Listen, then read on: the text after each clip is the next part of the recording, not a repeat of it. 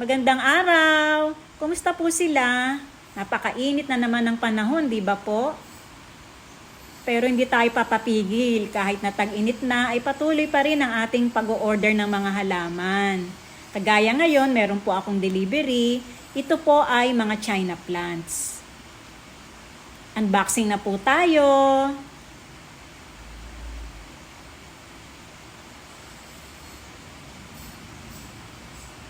Ayan, pakita ko po muna sa inyo ang mga nilalaman itong aking mga in-order.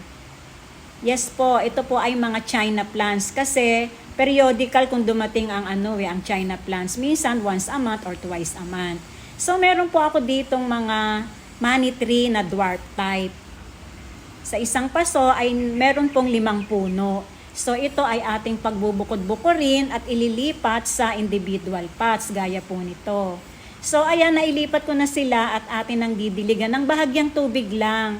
Kasi madali pong mabubulok yung pinakatrunk pag ito ay basang-basa.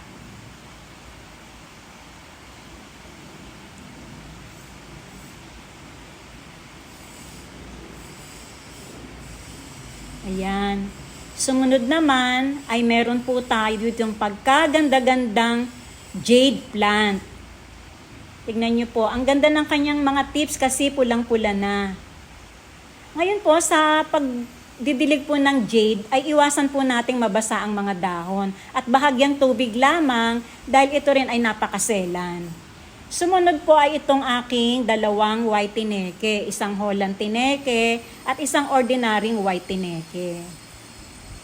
Pinili ko po yung nasa ganitong cup para kitang-kita kung malusog na nga talaga ang mga ugat nila. Para sigurado tayong stable ang makukuha natin. Ngayon, meron din po pala tayo ditong Ruby Belize.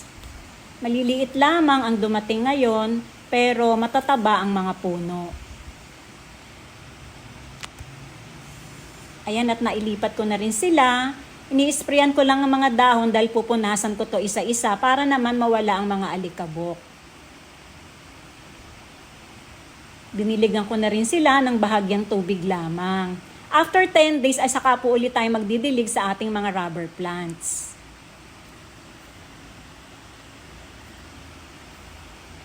Ayan po, nilinisan ko na rin isa-isa ang mga dahon ng aking white tineke. Pati na rin ang mga paso.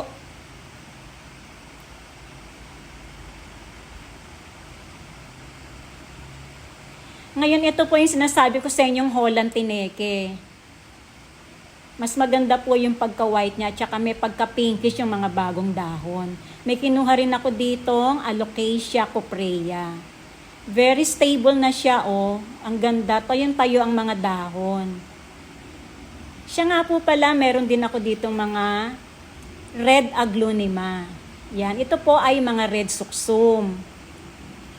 Tinatanggal ko na rin yung mga sphagnum moss at pinapalitan ko po ng aking sariling potting mix.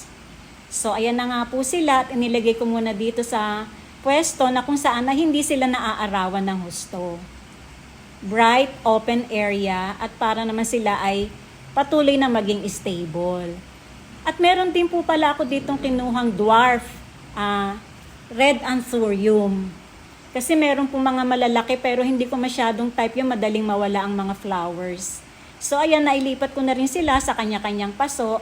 At napakagandang tignan po kung sila ay nasa white pots. Actually, may mga kukuha na nito, ipapa-stable lang natin. And finally, meron tayo ditong pink Congo.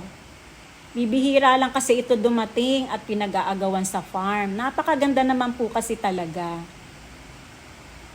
Ayan, at nailipat ko na rin siya sa kanyang paso at ipupwesto na rin natin siya sa rack na kung saan ay nandito po ang ating mga bagong dating na halaman na hindi natin pwedeng paarawan ng husto. Hanggang dito na lamang po ang aking pagbabahagi. Maraming salamat po sa inyong pagsubaybay.